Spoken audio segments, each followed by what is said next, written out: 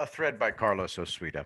Every day, in every way, the Democrats work as hard as they can to deliver states into the Trump column.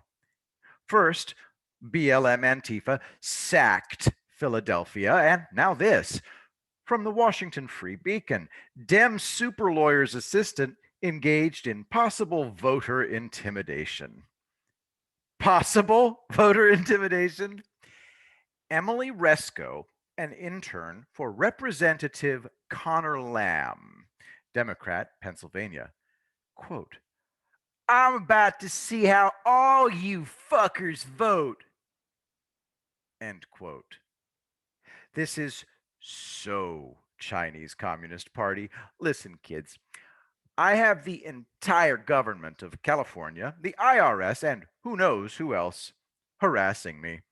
My phone is tapped, it clicks and beeps, and is disconnected mid call. When I'm disconnected, it takes multiple attempts to reconnect. My brother and I laugh. We always say, hello, mole rats.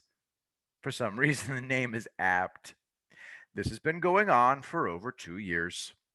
So what? Trump is still going to win in a landslide. California disenfranchised me in 2016 and tried to do it again in 2018, but I outsmarted them. Not hard to do.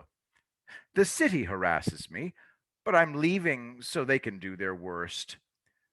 Twitter is harassing me, but looky here. From Breitbart, Twitter stock crashes 20% as user growth fizzles.